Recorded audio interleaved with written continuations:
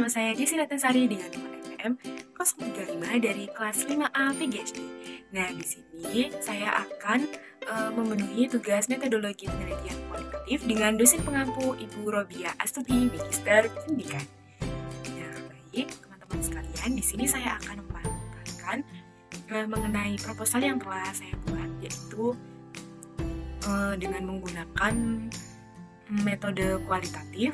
Nah, di sini saya akan memaparkan bab 1 yang berjudul mengenai peran guru dalam meningkatkan kedisiplinan siswa kelas 5 melalui tata tertib sekolah di SD Negeri 2 Pajarisu. Nah, teman-teman, yang pertama ada identifikasi masalah. Jadi, pada saat saya mengidentifikasi kelas 5 di SD Negeri 2 Pajarisu, terdapat masalah melalui tata tertib. Nah, seharusnya seorang siswa itu kan disiplin itu baik dalam berpakaian, dalam mengerjakan tugas, disiplin dalam kelas.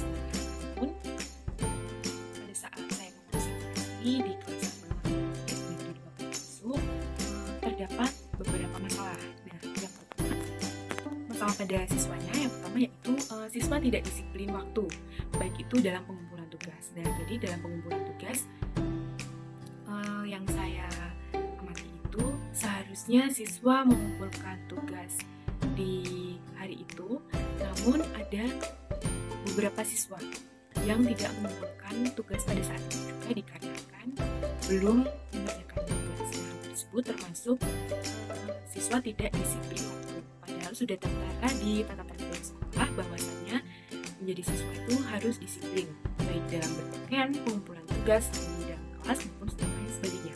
Kemudian yang kedua, siswa tidak berpakaian rapi saat ke sekolah. Berdasarkan observasi yang saya lihat, ada beberapa siswa yang tidak berpakaian rapi saat ke sekolah, seperti seharusnya baju itu dimasukkan tapi malah dikeluarkan. Seharusnya menggunakan ikat pinggang atau sabuk, tapi justru siswa tersebut malah tidak menggunakan pakaian.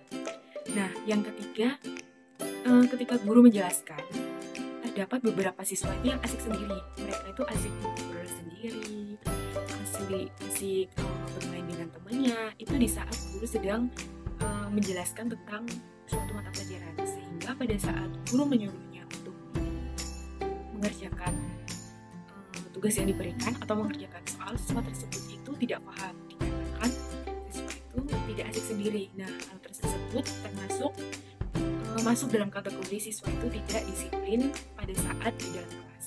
Nah, yang keempat, siswa lambat dalam melakukan tugas. Nah, siswa yang lambat dalam melakukan tugas itu seperti pada poin yang pertama, yaitu tidak disiplin dalam melakukan tugas. Nah, yang kelima, siswa menyontek PR temannya. Nah, siswa itu tidak mengerjakan tugas, kemudian dia datang sangat pagi dan memaksa temannya untuk memberitahu mengenai tugasnya. Jadinya menyontek. Hal tersebut termasuk tidak disiplin waktu dalam mengerjakan tugas. Nah, yang keenam, ada siswa yang tidak mengerjakan PR.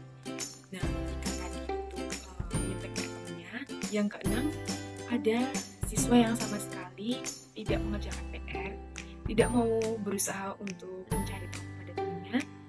Dia terlihat seperti santai saja di saat teman-temannya sedang membahas PR. Dia sama sekali tidak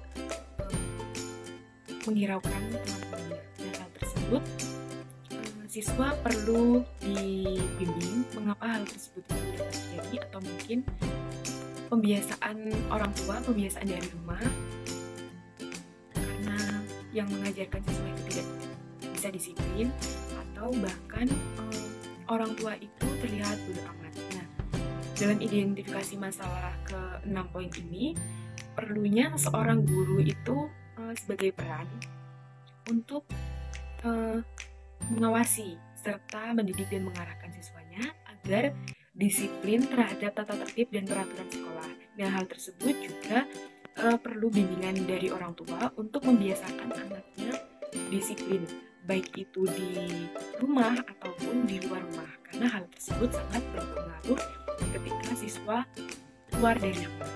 Nah, selanjutnya ada ruang lingkup penelitian. Jadi ruang lingkup penelitian itu lokasinya berada di Negeri 2 Pancariso. Kemudian waktu meneliti itu pada tanggal 14 Oktober 2023. Subjek penelitiannya yaitu siswa kelas 5 SD Negeri 2 Pancariso dan objeknya yaitu peran guru dalam meningkatkan kedisiplinan siswa kelas 5 SD Negeri 2 Pancariso. Selanjutnya ada rumusan masalah. Nah, rumusan masalah berdasarkan identifikasi masalah. Maka rumusan masalahnya yaitu ada dua. Yang pertama, bagaimana sih peran guru dalam meningkatkan kedisiplinan siswa melalui tata tertib sekolah. Kemudian yang kedua, apa saja sih faktor penghambat dan pendukung guru dalam meningkatkan kedisiplinan siswa melalui tata tertib sekolah di SD Negeri 2 Pancariso. Selanjutnya ada tujuan penelitian. Jadi tujuan penelitian yang saya buat ini yang pertama untuk mengetahui peran guru dalam meningkatkan kedisiplinan siswa melalui tata tertib. Kemudian yang kedua untuk mengetahui faktor pendukung dan penghambat guru dalam meningkatkan kedisiplinan siswa melalui tata tertib. Jadi faktor pendukung untuk meningkatkan kedisiplinan siswa itu nantinya seperti apa. Kemudian faktor penghambat guru dalam meningkatkan kedisiplinan siswa itu seperti apa. Siswanya kurang respon guru atau kurang dengan tata tertib atau memang kurangnya minat siswa untuk disiplin. Nah, hal tersebut perlu di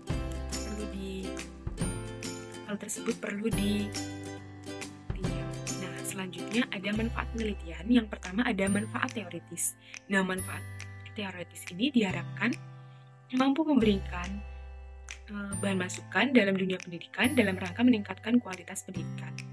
Nah, yang kedua, sebagai penambah wawasan serta mendeskripsikan bagaimana sih peran guru dalam meningkatkan kedisiplinan siswa melalui tata tertib sekolah.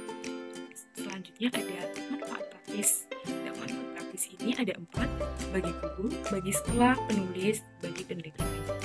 Nah, yang bagi guru, penelitian ini tuh bermanfaat sebagai acuan dan masukan bagi guru mengenai kedisiplinan siswa dalam menaati aturan dan tata tertib sekolah di SD Negeri 2 Pancariso. Selanjutnya, bagi sekolah diharapkan menjadi bahan masukan sekolah untuk menanamkan kedisiplinan siswa dalam menaati aturan dan tata tertib sekolah, khususnya di SD Negeri 2 Pancariso. Selanjutnya, bagi penulis untuk menambah wawasan, khususnya kajian pendidikan dan kedisiplinan siswa. Yang terakhir, bagi peneliti lain, dapat menjadi acuan, menambah wawasan, dan referensi untuk mengembangkan penelitian dengan topik permasalahan yang sama. Demikian tadi pemaparan bab 1 proposal saya. Kurang dan lebihnya saya mohon maaf. Saya akhiri. Assalamualaikum warahmatullahi wabarakatuh.